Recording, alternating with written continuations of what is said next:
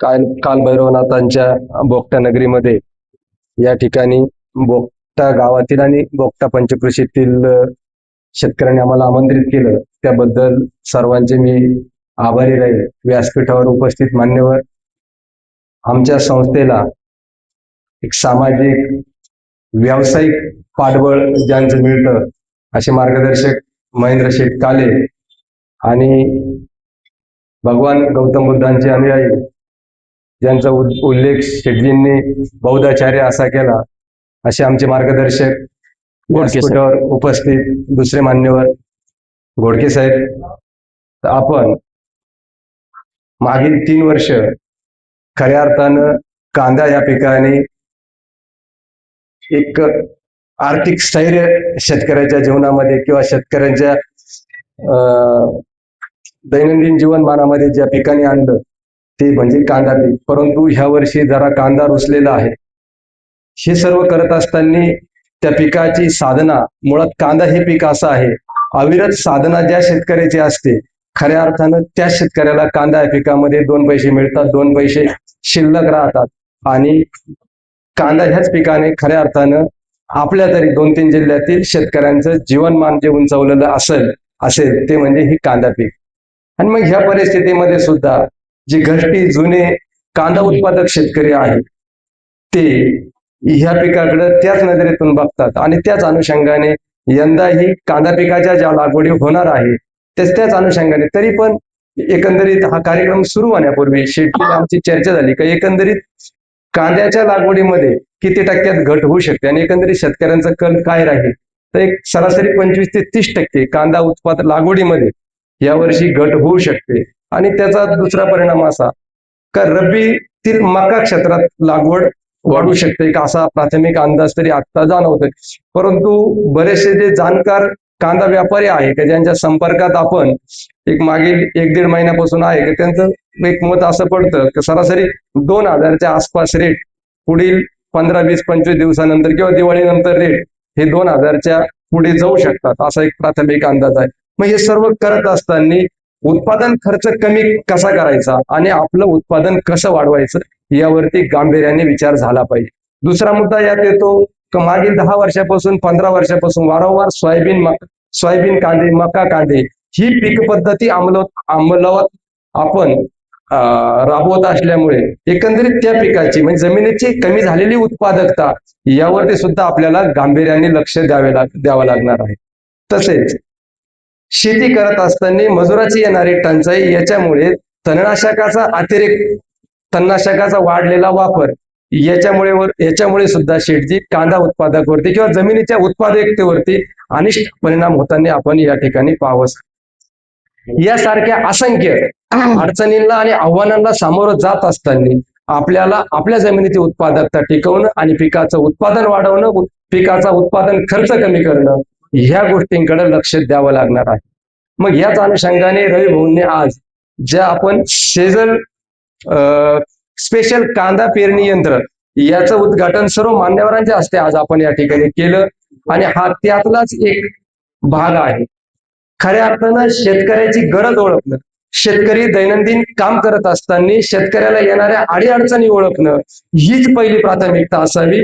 त्याच्या अडचणीवरती उपाय सांगणारे बरेच जण आज आपल्याला दिसतात, परंतु जी मूळ आहे त्याचं आपण ज्याला जी समस्या आहे ही समस्या कुठून उभी राहते आणि या समस्या काय येतात याच एक जिवंत उदाहरण, याची सुरुवात बोगटे या गावातून झाली. आणि निश्चितच हे जे व्यक्तिमत्व आहे रवी भाऊ, हे कौतुकास पात्र असं व्यक्तिमत्व आपल्याला या ठिकाणी करावं लागेल. कारण मागील 6 वर्षापासून ते माझ्या संपर्कात आहे. ते पेरणी यंत्र करत बनवत असताना त्यात केलेले वेगवेगळे बदल, तो पेटीचा जो पत्रा आहे शेठ त्यांनी अक्षरशः 6 वेळेस बदलला. कलर केलेली पेटी सुद्धा त्यांना 3 ते 4 वेळेस बदलावे लागले. फॅन साठी ते कमीत कमी 3 महिने, त्याला जो फॅन पाहिजे होता त्या फॅन साठी ते 3 महिने फिरत होते आणि शेवटी तो फॅन त्यांना कोपरगाव मध्येच मिळाला. म्हणजे कोपरगावचं आणि येवल्याचं एक अतूट असं नातं आहे. कासव्याची सस्याची जी गोष्ट आहे, जिथं रस्ता काटायचा असेल तिथं येवला आपल्या बरोबर राहील आणि जिथं नदी पार करायची असेल तिथं कोपरगाव तालुका आपल्या बरोबर राहील. अशा अनुषंगाने हा मागील काही पिढ्यांचा हा ऋणानुबंध दोन्ही तालुक्यांचा आहे. आणि निश्चितच तुम्ही आणि आम्ही अशा एका भौगोलिक परिस्थितीवरती किंवा तालुक्याच्या जिल्ह्याच्या अशा टोकावरती आपण बसलेलो आहोत का जरी मी अहिल्यानगर जिल्ह्यातील कोपरगाव तालुक्यात काम करत असेल, शेट अभिमानाने सांगतो केल्या जाणाऱ्या व्यवसायामध्ये 70% ग्राहक वर्ग आपला येवला आणि वैजापूर तालुक्यातील आहे. आणि निश्चितच आमच्या भरभराटी माग जसं कोपरगाव तालुक्याचं, वैजापूर तालुक्याचं आणि सिन्नर तालुक्याचं योगदान आहे, तसेच येवला या तालुक्याचं तितकंच मोठं योगदान आहे. कारण खऱ्या अर्थानं कांदा पीक जर कोपरगाव तालुक्याला कोणी शिकवलं असेल, ज्यावेळेस तुमच्याकडे दुष्काळ पडले आणि त्या दुष्काळाचा फायदा आमच्या लोकांनी घेऊन अक्षरशः येड्याबाबळी तोडून रानं रिपेअर करून तुम्हाला कांदा लावायला दिला, निश्चितच आपण मूळ मुद्द्यावरती येऊ. या 6 महिन्याच्या कालखंडामध्ये ज्या त्यांना अडीअडचणी आल्या आम्ही बरोबर होतो. आणि मग 3 वेळेस बियाणं पेरणं, बियाण्याची निवड, या सगळ्या गोष्टी त्यामध्ये येतात. 90% ज्या बियाण्याची उगवण क्षमता असेल अशाच बियाण्याची आपल्याला या ठिकाणी निवड करायची आहे. आणि जर पेरणीच्या साह्याने जर आपल्याला रोपवाटिका तयार जर करायची असेल तर आपण रेग्युलर पेरणी यंत्राच्या साह्याने जे बी पेरतो, रोपवाटिकेसाठी बी टाकतो, तर त्या ठिकाणी सरासरी 7, 7.5, 8 गुंठे क्षेत्र एका पायलीमध्ये, म्हणजे कोपरगावची येवल्याची पायली ही 4 किलोची आहे, श्रामपूरच्या पुढची पायली 3 किलोची आहे. तर एका पायली म्हणजे 4 किलो बियाण्यामध्ये आपलं 7, 7.5 क्षेत्र पडायचं. परंतु हे जे यंत्र आहे, ह्या 2 दात्यातील जे अंतर आहे हे 3.5 ते 4 इंच आहे. आणि जुनं जे यंत्र आपण पेरणी यंत्र जे वापरत होतो ते अंतर होतं 10 ते 11 इंच. परिणामी 2 दात्यातलं अंतर कमी झाल्यामुळे कमी क्षेत्रामध्ये आपली रोपवाटिका इथे तयार होणार आहे. आणि मग 4 किलो बियाण्यामध्ये सरासरी रवी 5, 5.5 गुंठे क्षेत्र आपलं या ठिकाणी ह्या पेरणी यंत्राच्या सहाय्याने पडायला पाहिजे. जर 1 एकरासाठी जर आपल्याला रोपवाटिका तयार करायची असेल तर 2-2.5 किलो मध्ये प्रति एकर क्षेत्र लागू शकतं.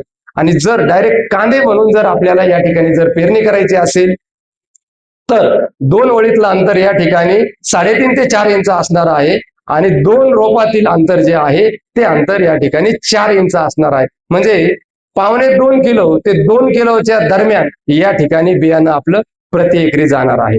हे बियाणं पेरत असताना ज्यावेळेस बियाण्याच्या तक्रारी येतात त्यावेळेस पहिला रोष जात असतो तो त्या उत्पादक कंपनीकडे, दुसरा रोष जात असतो तो बियाणं विक्री करणाऱ्या कृषी विक्रेत्याकडे.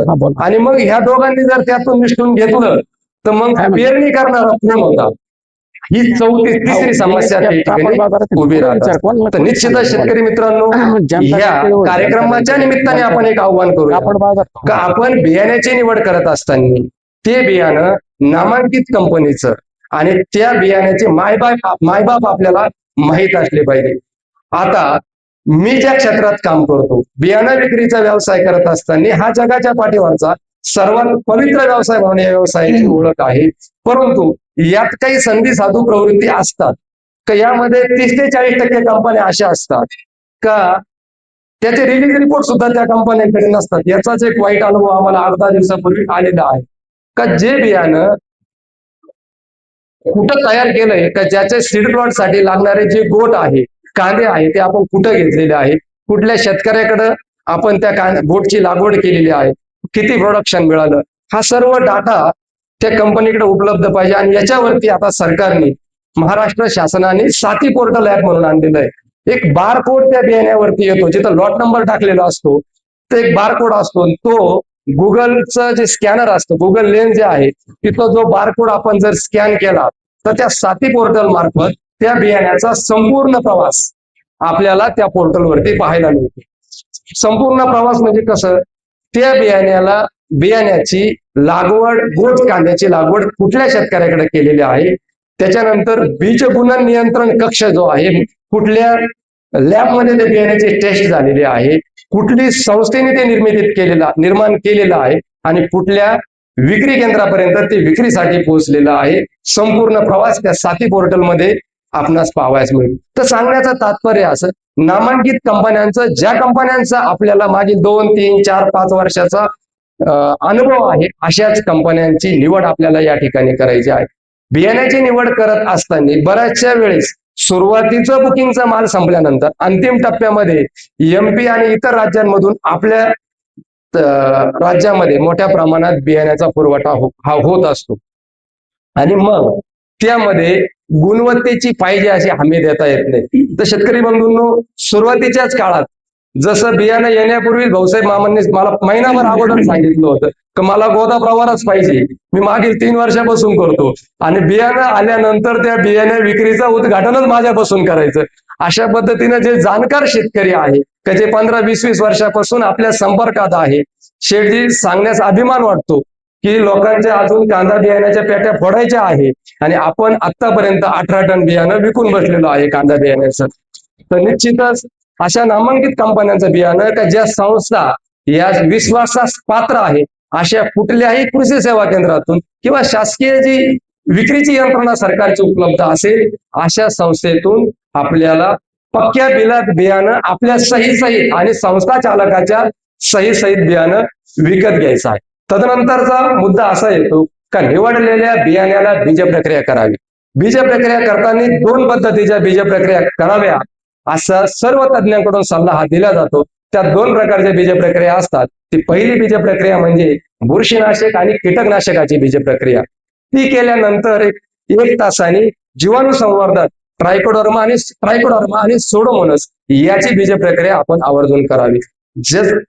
जसं पोलिओचा डोस आतील 5 वर्षाच्या बाळास दिला जातो किंवा गर्भावस्थेतच जर आईला पोषक आहार दिला तर येणारं बाळ हे सुदृढ जन्माला येतं, हाच बियाण्यावरती केल्या जाणाऱ्या संस्काराचा मागचा भाग आहे. आणि मग यातून पुढे उद्भवणाऱ्या जिलेबी सदृश्य रोग असेल किंवा ज्याला आपण पिढ्या म्हणून आपल्याकडे ओळखल्या जातो, बुडं चढणे, या समस्येवरती बऱ्यापैकी निवारण यातून मिळत असतं.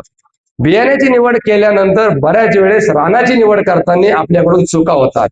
आणि याचं जिवंत उदाहरण 6 वर्षापूर्वी पंचगंगाचं बियाणं मामांना आपण दिलेलं होतं आणि तळ्याला खेटून त्यांनी रोप टाकलं. ते रोप टाकल्यानंतर 12 किलो बियाण्यामधील 4 किलो बियाण्याची तक्रार त्यांनी आपल्याकडे केली. बियाण्याची तक्रार केल्यानंतर साहजिकच दुसऱ्या किंवा तिसऱ्या दिवशी आपण त्या ठिकाणी त्या फील्डवरती प्रत्यक्ष पाहण्यासाठी गेलो. तर जे रान खाली ठेवलेलं होतं तर ते रोग सरासरी 20-25 दिवसाचं होऊन ते वाढी लागलेलं होतं. परंतु त्यातील एक सरासरी 5 गुंठे रान असं होतं का सोयाबीनला रोटरी मारून ते रान रिपेअर करून त्या ठिकाणी रोप टाकलेलं होतं. ते रोप अक्षरशः पिवळं पडून जळताना मरताना त्या ठिकाणी दिसत. शेतात गेल्यानंतर ते पाहिल्यानंतर पहिलाच प्रश्न मी त्यांना विचारला, आपण या सोयाबीनला तणनाशक मारलेलं होतं आणि तणनाशक मारलेल्या सोयाबीनला रोटरी मारून आपण हे रान तयार केलं आणि त्या रानामध्ये आपण हे रोप टाकलेलं आहे. तसपासून आजपर्यंत शेठ मामांनी तणनाशक आपल्या शेतीतून वर्ज केलेलं आहे. तणनाशक आजपर्यंत ते ज्या क्षेत्रात, कारण त्यांनी पहिलीच प्रतिक्रिया मला अशी दिली, आपल्या जीवनामध्ये सोनेरी पहाड जर कुठल्या ठिकाणी आणली असेल तर ती कांदा या ठिकाणी आणलेली असेल. आणि इतर पिकाचा जर उत्पादनाचा खर्च जर बघितला आणि मिळणारं उत्पादन जर बघितलं तर अक्षरशः आज का सोयाबीन पिकाला 28,000 रुपये प्रति एकरी खर्च येतो आणि जर आपण 3200-3300 रुपयाने आज सोयाबीनचा विक्रीचा दर सुरू आहे. 9-10 क्विंटलचे ऍव्हरेज बसत, ठीक आहे, ते अपवाद आहे, त्याला 18 इंचवर सोयाबीन करतात, 14-15 क्विंटलचे ऍव्हरेज काढतात. पण सरासरी आपल्या भागातील सोयाबीनची उत्पादन क्षमता जर बघितली तर ही 10 क्विंटल आहे. म्हणजे 35,000 उत्पादन मिळवण्यासाठी शेठजी आपल्याला या ठिकाणी 28-29,000 रुपये खर्च करावा लागतो. तर या अनुषंगाने आपलं मुख्य पीक कांदा आहे आणि या कांद्याचं पीक करीत असताना मग आपण जे संस्कार किंवा जे पिकं करतो, ज्या मशागती करतो, याचा त्या येणारा जे मुख्य नगदी पीक आपलं आहे, ह्या पिकाच्या आरोग्यावरती, वाढीवरती त्याचा विपरीत परिणाम होणार नाही.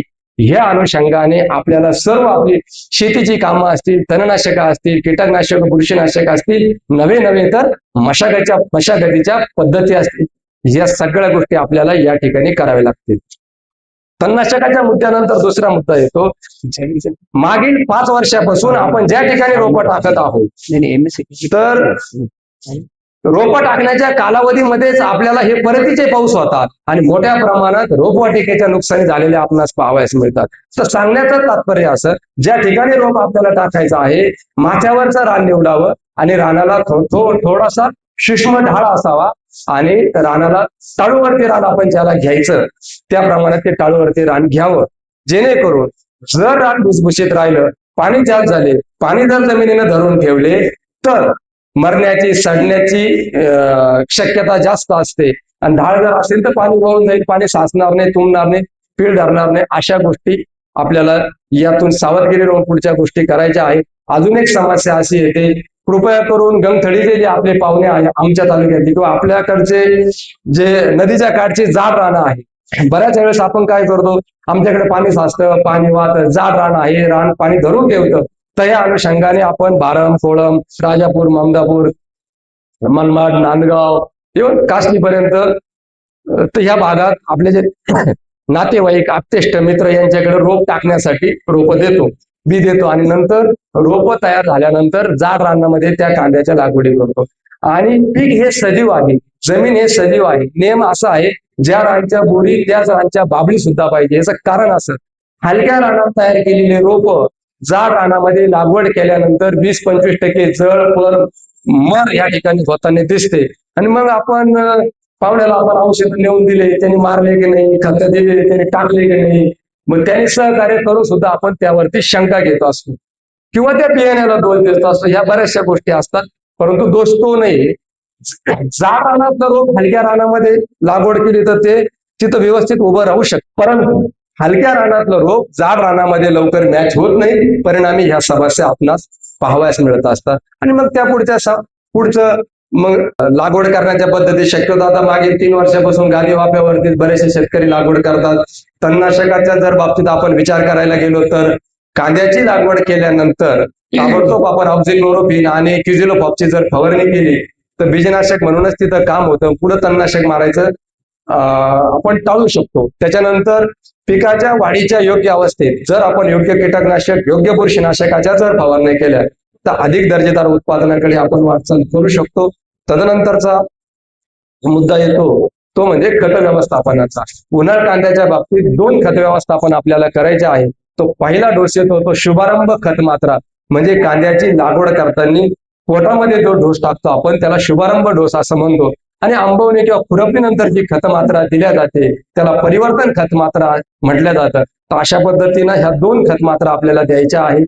आणि चौथा मुद्दा, रासायनिक खताच्या अतिवापरामुळे, कीटकनाशकाच्या अतिवापरामुळे आणि तणनाशकाच्या अतिवापरामुळे जमिनी ह्या नापिकतेकडे चालल्या आहेत. तणनाशकाच्या, कीटकनाशकाच्या अतिवापरामुळे, खताच्या अतिवापरामुळे पाणी सुद्धा खराब होत चाललेलं आहे. ही सगळे आव्हानं समोर ठेवून रासायनिक खताच्या वापराला 30% किंवा 50% पर्यंत आळा कसा घालता येईल किंवा त्याचा वापर कमी कसा करता येईल ह्या अनुषंगाने आपण काम करतोय. त्यामध्ये जीवाणू संवर्धनावर विशेष आपला भर आहे. कंपोस्ट खत, सेंद्रिय खत यावरती आपल्याला विशेष काम करायचं आहे आणि ते काम आम्ही मागील 5 वर्षापासून करत आहोत. परंतु सेंद्रिय शेतीकडे वळा, कंपोस्ट शेतीकडे वळा ह्या ज्या वेळेस तुमच्या आमच्या कडून किंवा कृषी विभागाकडून ज्यावेळी या सूचना वारंवार दिल्या जातात त्याचा उलटा परिणाम होताना या ठिकाणी आपणास पाहावयास मिळतो. ज्यावेळेस सेंद्रिय शेतीचा वापर वाढला पाहिजे, रासायनिक खताचा वापर कमी झाला पाहिजे असं आव्हान केलं जातं. मग शेतकरी आपल्याकडे येतात, मग मला सेंद्रिय खताच्या गोण्या द्या असं सांगितलं जातं.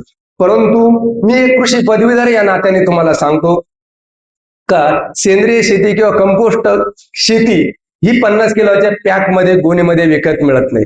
दैनंदिन शेती करत असताना आपल्या शेतीमधून निघत असलेला पालापाचोळा, कडबा किंवा जनावरांचं शेण, गोमित्र हे ठराविक काळ विशिष्ट पद्धतीनं कुजवून कंपोस्टिंग बॅक्टेरिया टाकून 1.5 ते 2 महिने ठेवून आणि मग त्याच्याबरोबर समप्रमाणात किंवा योग्य प्रमाणात रासायनिक खताची त्याला जोड लावून जी शेती आपल्याला उभी करायची असते त्याला खऱ्या अर्थानं सेंद्रिय शेती किंवा कंपोस्ट शेती असं म्हटलं जातं. परंतु जर तुम्ही सेंद्रिय शेती, कंपोस्ट खताची शेती ही जर कृषी सेवा केंद्रात शोधण्यात गेले तर खऱ्या अर्थानं आपला या ठिकाणी आर्थिक भार आपल्याला सोसावा लागेल. त्याचे परिणाम उलटे होतील. आपलं गणित एक आहे का उत्पादन खर्च कमी करण्याच्या ऐवजी या ठिकाणी खर्च वाढू शकतो. तर निश्चितच शेतकरी मित्रांनो, मागील एक 10-15 मिनिटांमध्ये थोडंफार काय जे माझ्याकडे होतं ते मोडकं तोडकं काल भैरवनाथाच्या आशीर्वादाने मी तुमच्या समोर मांडण्याचा प्रयत्न केला. भोगत्या पंचकृषीतील आपल्या मी आपेगाव या ठिकाणून येतो.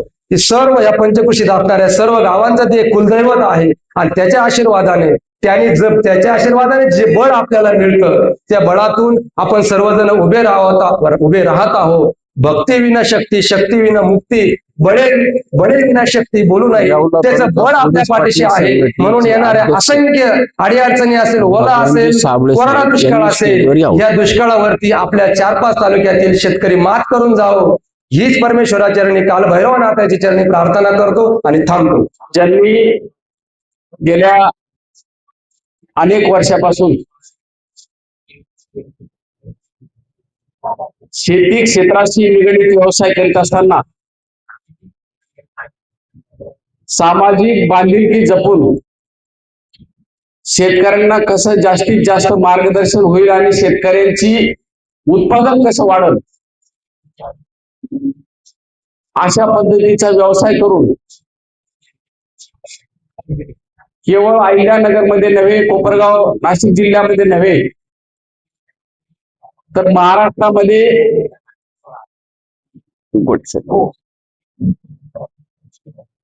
कृषी व्यवसायामध्ये अतिशय चांगल्या पद्धतीचा नावलौकिक मिळवला. ते खरं म्हणजे आपल्या सर्वांसाठी भूषण आहे. ते आपल्या गावचे येथील आपल्या जवळचेच रहिवासी आहेत आणि त्यांच्या मार्गदर्शनामधून ते या क्षेत्रामध्ये किती जाणकार आणि हुशार आहेत हे आपल्या सर्वांच्या निश्चितपणे या ठिकाणी लक्षात आलं असेल.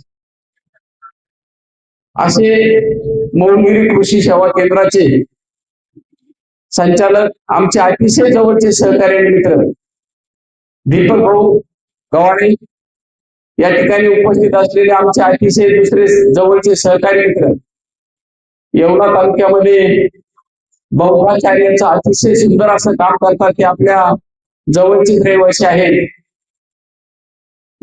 भीमराजी घोडके साहेब, येवला तालुका पोलीस पाटील संघटनेचे अध्यक्ष, आपल्या सर्वांचे जवळचेच भगवानजी साबळे पाटील, बापूसाहेब दाभाडे, जिल्हा बँकेचे इन्स्पेक्टर साहेब, तुम्ही ऑलमोस्ट लिहिले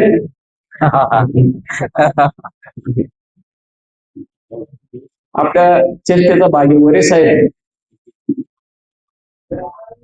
फुले साहेब, गव्हाणे साहेब, भुगे साहेब, सगळ्यात महत्वाचा मुद्दा ज्यांच्यामुळे आपल्याला हा कार्यक्रम या ठिकाणी होतो आहे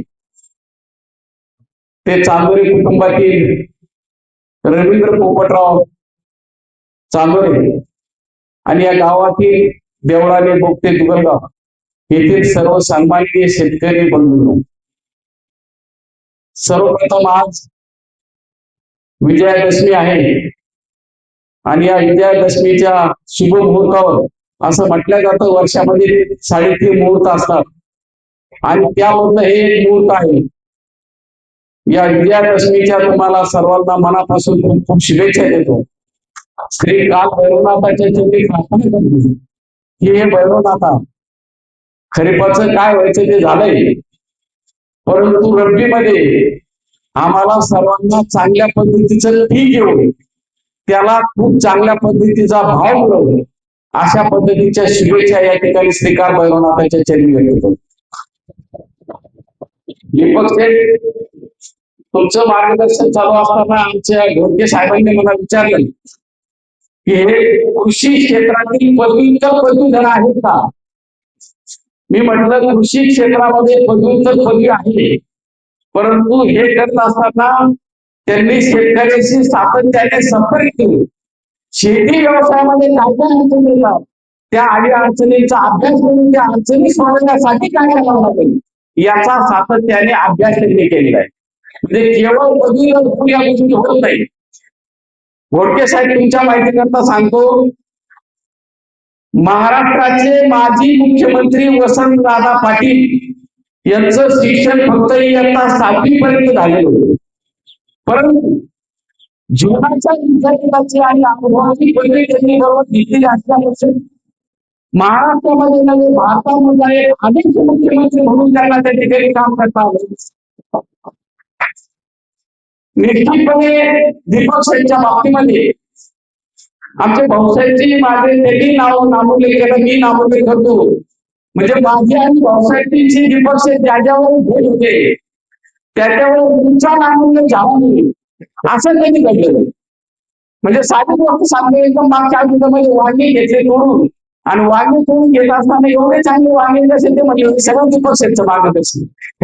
म्हणजे अशा पद्धतीचं अतिशय चांगल्या पद्धतीचं मार्गदर्शन तुमच्या हातून होत असतो. मित्रांनो, आपण सगळ्यांना शेती या व्यवसायाशी निगडीत आहोत. भारतीय अर्थव्यवस्था अशी आहे की याच्यामध्ये 70% हा शेती व्यवसाय आणि 3% उद्योग व्यवसाय आणि सेवा व्यवसाय आहे. पूर्वीच्या काळी असं म्हटलं जायचं, आपले बाप म्हणजे असं म्हणायचे, उत्तम शेती, मध्यम व्यापार आणि गलिच्छ नोकरी. पण त्यावेळेस आपल्या गावामध्ये 200 एकर जमीन या कमी होऊन गेल्या. जमिनीचं वाटप होऊन गेलं, जमिनीचं क्षेत्र घटत गेलं. आणि क्षेत्र घटत असताना आपण निसर्गावरती अवलंबून असतो. पाऊस वेळेवर कधी पडतो, कधी खूप पडतो, कधी कमी पडतो, त्याच्यामुळं टंचाई निर्माण होते. आणि अतिवृष्टी झाल्यानंतरही आपलं नुकसान होतं. म्हणजे आपण 100% निसर्गावरती अवलंबून असल्यामुळे शेतीकडे पाहण्याचा दृष्टिकोन या ठिकाणी बदलून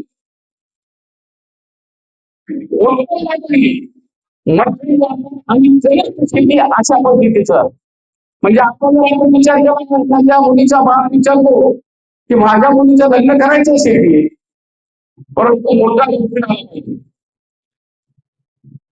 दीपक शेठ मोठा मुलगा पाहिजे. म्हणजे तो माझ्या साधा मुलीवरती 7-8 महिन्यांनी काम करणार असला तरी चालेल, परंतु तो शेतकरी होतो. आमच्या भाऊसाहेब पाटील मोरेंनी एका एकरमध्ये वांग्यामधून 12 लाख रुपयाचं उत्पन्न काढलं. आणि नोकरीवाला पाहिजे शेतकरी नव्हते. जर 10,000 रुपये नोकरीचा जर मुलगा तुम्ही शोधणार असाल, तर त्याला 12 लाख रुपये मिळवण्यासाठी किती दिवस काम करावं लागेल याचं कॅल्क्युलेशन तुम्ही करा. म्हणजे शेती ही शेती आहे, ठीक आहे, कमी जास्त प्रमाणामध्ये हे होत असतं. दीपक शेट्टी आपल्या या ठिकाणी मार्गदर्शन करत असताना असं सांगितलं की आपण सर्वांनीच काही भावना चुकीच्या होतात, त्याच्यामुळे अडचणीचा सामना करावा लागतो दीपक शेट्टी. परंतु निश्चितपणे कांदा ह्या व्यवसायामध्ये मला असं वाटतं की शेतकऱ्यांची योग्य ती प्रगती झाली. म्हणजे ज्या वेळेस आम्ही फिरतो, चांदवड तालुक्यात काही ठिकाणी गेलो, निफाड तालुक्यामध्ये काही ड्राईव्ह गेलो, आणि एका शेतकऱ्याने मोठी इमारत बांधली आणि त्या इमारतीवरती कांद्याचा मोठा कांदा काढला, म्हणजे कांदा तयार केला. एका ठिकाणी एका शेतकऱ्यांनी मोठ्या प्रकारचं डाळिंब त्या ठिकाणी तयार केलं. त्यामुळे ह्या डाळिंबामुळे माझी प्रगती झाली, या कांद्यामुळे माझी प्रगती झाली. सांगण्याचं तात्पर्य असं की शेती ही शेतीच आहे. आणि निश्चितपणे आता जर एखादा नवरी मुलीचा बाप आपल्याला काय सांगतो, नोकरी आला, परंतु त्याला थोडी शेती पण पाहिजे. निश्चितपणे आपण थोडंही घाबरून जाण्याचं कारण नाही.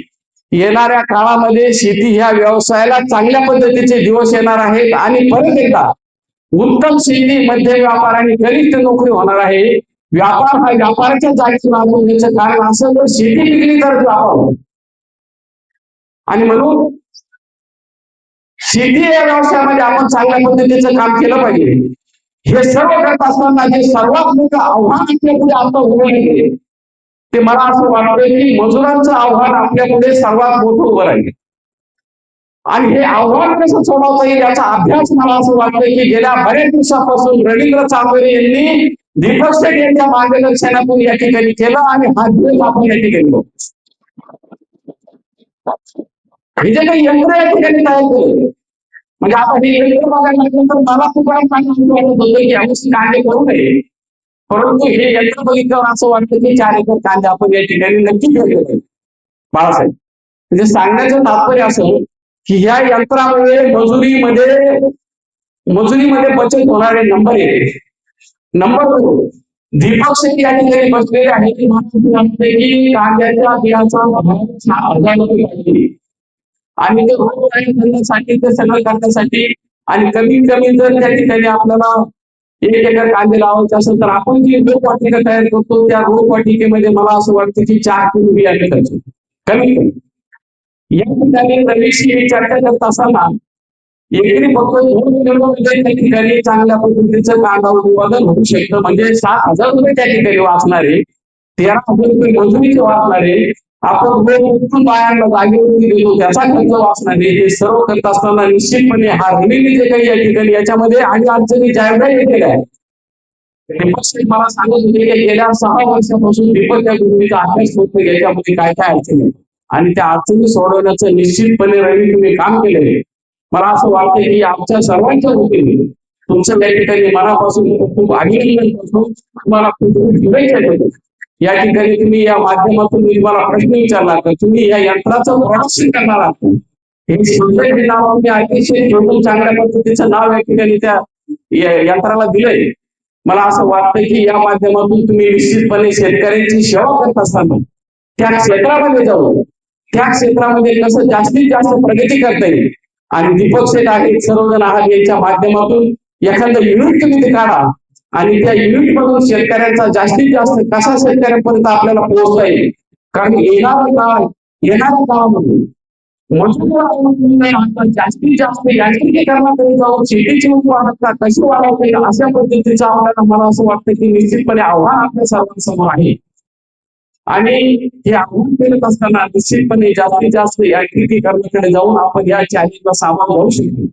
आपण नुसतं शेती परवडत नाही, शेती परवडत नाही, शेती परवडत नाही असं बोलून येणाऱ्या काळामध्ये चालणार नाही. तर त्यामध्ये आव्हानं शिकवून त्याचं चॅलेंज शिकवून कसं जास्तीत जास्त पद्धतीने चांगल्या पद्धतीचा अभ्यास करून बाजारभावाचा अभ्यास करून जास्तीत जास्त उत्पादकता कशी काढता येईल, खर्च कसा कमी करता येईल याचा अभ्यास करून आपण त्या ठिकाणी शेती जर केली मला असं वाटतं की ती शेती आपल्याला पुढच्या काळामध्ये निश्चितपणे परवडणार नाही आणि म्हणून आपण हतबल होत जाण्याचे काही कारण नाही. शेवटी व्यवसायाबद्दल मला असं वाटतं दीपक शेठ माझ्या गावामधून आमचे बाळासाहेब दाभाडे या ठिकाणी बसलेले. शेवटी व्यवसायाबरोबर त्यांनी या ठिकाणी आमच्या गावामध्ये अतिशय चांगल्या पद्धतीच्या 4 ते 5 सशक्त दूध डेअऱ्या झालेल्या. बाळासाहेब तुमचे किती कलेक्शन? आमच्या बाळासाहेब दाभाडेचं कलेक्शन 19,000. म्हणजे ज्या वेळेस मी कॉलेजला होतो आणि कॉलेजला असताना गोदावरी दूध संघाची स्थापना झाली दीपक शेठ तेव्हा सुद्धा त्या गोदावरी संघाचं पण हे कलेक्शन नव्हतं. ते कलेक्शन आज बाळासाहेबांचं म्हणजे अशा पद्धतीची ही प्रगती ही शेती व्यवसायाला जोड असल्यामुळे या पद्धतीने निश्चितपणे आपण सर्वांनी केली पाहिजे. येणाऱ्या काळामध्ये नवीन भाऊ तुम्हाला ज्या ज्या काही अडचणी येतील त्या सोडवण्यासाठी जो काही खाणीचा वाटा उचलता येईल तो वाटा निश्चितपणाचं आश्वासन या ठिकाणी श्री काल भैरवनाथाच्या समोर तुम्हाला देतो आणि तुम्ही या व्यवसायामध्ये जास्तीत जास्त प्रगती करावी असं या ठिकाणी तुम्हाला सर्वांच्या वतीने शुभेच्छा देतो. उपस्थित सर्वांनाच या ठिकाणी दसऱ्याच्या निमित्ताने पुन्हा एकदा शुभेच्छा देतो. दीपक शेठ खरं म्हणजे तुम्ही अतिशय चांगल्या पद्धतीचं या ठिकाणी येऊन मार्गदर्शन केलेलं आहे. मी दीपक शेठच्या दुकानापासून दिवसातून एकदा जात असतो कारण मला कोपरगावला जावंच लागतं आणि ज्यावेळेस जातो त्यावेळेस मला निश्चितपणे अभिमान वाटतो की दीपक शेठच्या दुकानामध्ये गेल्यानंतर 10-12 गिऱ्हाईक त्या ठिकाणी उभे असतात. दीपक शेठ एवढा वेळ काढून या ठिकाणी तुम्ही कसे आहात याचा प्रश्न मला अजून पडतोय. परंतु मला असं वाटतं की रविवार तुमचं जे काही प्रेम आहे आमच्या भाऊसाहेबांवर आमच्या सर्वांवरून तुमचं प्रेम आहे. तुम्ही आलात या ठिकाणी या श्री काल भैरवनाथाच्या अतिशय पुण्यभूमीमध्ये तुमचं या सर्वांच्या वतीने खूप खूप स्वागत करतो. अतिशय चांगल्या पद्धतीचं मार्गदर्शन तुम्ही या ठिकाणी केलं तुमचे आभार मानतो. माझ्या बरोबर आलेले आमचे भीमराजी हे खरं म्हणजे 5 मिनिटासाठी माझ्याबरोबर आलेले परंतु इकडून रवीचे फोन चालू होते त्यांना म्हटलं चला 5 मिनिटामध्ये आपल्याला काय बोलायचे ते गाडीमध्ये बोलू. त्यांना या ठिकाणी आले त्यांचाही खूप वेळ घातला त्यांची या ठिकाणी आभार मानतो. आमचे वडील साहेब तुमची गंमत केली नाही तर तुम्ही म्हणाल काय बस गेला आपण विकास काय आम्हाला म्हणते असं म्हणतो गंमत केली. भगवानचे सावळे साहेब उपस्थित आहेत. यांनी भुके साहेबांनी अतिशय चांगल्या पद्धतीचे नियोजन केलं आणि सगळ्यात महत्वाचे आभार यांचे मानले पाहिजे कारण त्यांनी मी ज्या वेळेला कार्यक्रमाला जातो बाळासाहेब एखाद्या ठिकाणी लग्नाला जर गेलो मी सगळ्यात अगोदर फोटो काढतो त्याला नमस्कार करतो त्याला नमस्कार